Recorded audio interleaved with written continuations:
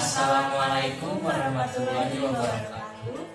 Kami dari kelompok 6 akan mempresentasikan tentang larutan penyangga. Untuk mengetahuinya lebih lanjut, simak video ini sampai beres. Larutan penyangga. Pengertiannya, larutan penyangga atau larutan buffer adalah larutan yang dapat mempertahankan harga pH tertentu terhadap usaha mengubah pH seperti penambahan asam, basa, atau pengenceran. Artinya, pH larutan penyangga praktis tidak berubah walaupun pH-nya ditambah sedikit asam kuat atau basa kuat atau bila larutan diencerkan. Sifat larutan penyangga. Yang pertama, pH tidak berubah bila larutan diencerkan. Yang kedua, pH larutan tidak berubah bila larutan ditambahkan asam atau basa. Fungsi larutan penyangga. Yang pertama, bidang kimia. Contohnya, analis kimia, biokimia, mikrobiologi. Yang kedua, bidang industri. Contohnya, fotografi, penyepuhan, sintesis obat-obatan, dan lain-lain. Penyangga di dalam tubuh. Penyangga di dalam tubuh dibagi menjadi dua. Yang pertama, intrasel, berada di dalam sel. Contohnya H2PO4- dan HPO42-. Yang kedua, ekstrasel, berada di dalam darah. Contohnya H2CO3 dan HCO3-. Penyangga dibagi menjadi dua, ada penyangga asam dan penyangga basa.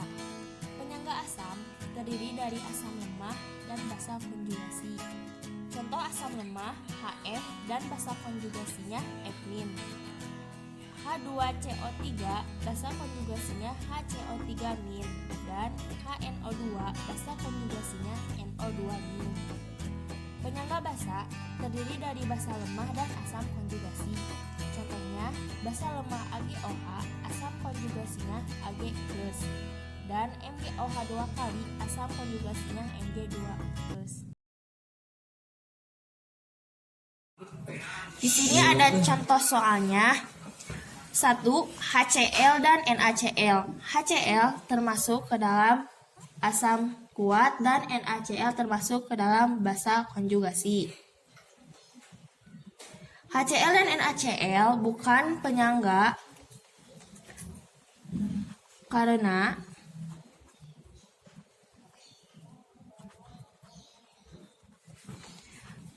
tersusun dari asam kuat dan basa konjugasi.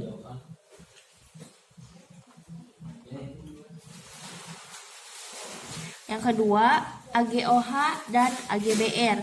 AgOH termasuk ke dalam basa lemah dan AgBr termasuk ke dalam asam konjugasi.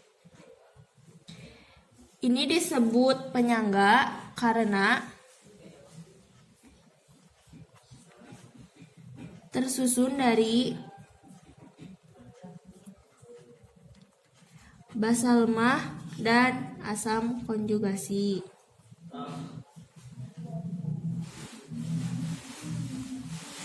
Yang ketiga,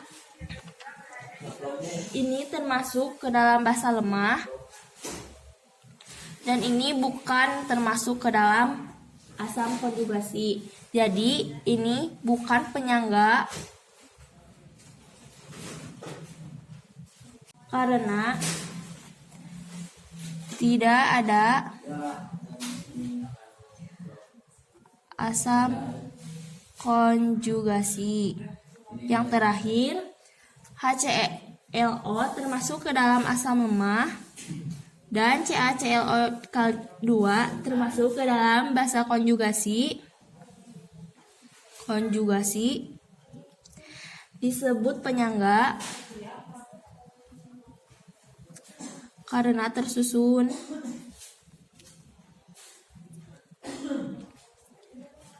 dari asam lemah dan basa konjugasi. Ini Menentukan pH larutan penyangga ada dua cara. Cara yang pertama dengan cara langsung, cara yang kedua dengan cara tidak langsung. Contoh cara yang pertama, tentukan pH campuran larutan 50 ml HCN 0,1 molar dengan 100 ml NaCN 0,05 molar. Ka-nya sama dengan 2 dikali 10-4. Ya, karena di sininya Ka, jadi kita menggunakan H+.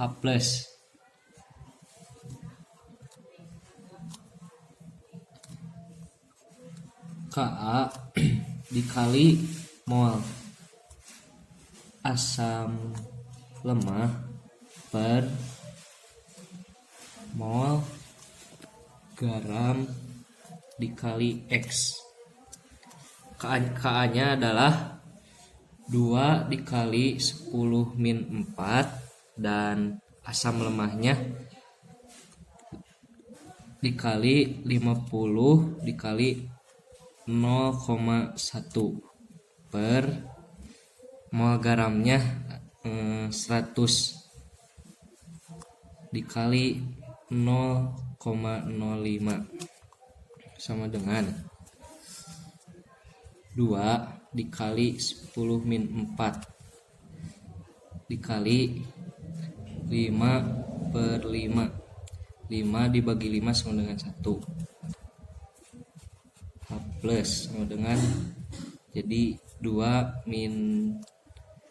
10-4 sama dengan pH nya sama dengan 4 min log 2. Di sini ada contoh cara kedua dengan soal 250 ml HCN 0,2 molar bereaksi dengan 250 ml NaOH 0,1 molar. Tentukan pH campuran dengan Ka 10⁻⁵. Sebelum menentukan pH campuran, kita harus mereaksikan dulu HCN dengan NaOH akan menghasilkan NaCN dan H2O. Sekarang kita menentukan mula-mula, reaksi, dan sisa. Dikarenakan di sini tidak ada mula-mulanya dan menentukan mula-mula dari HCN. 250 dikali 0,2 sama dengan 50 dan 250 dikali 0,1 sama dengan 25.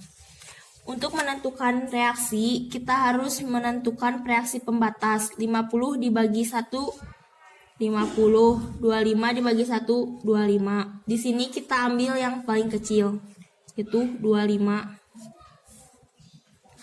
50 dikurangi 25 sama dengan 25. 25 dikurangi 25 habis. Di sini juga reaksinya 25.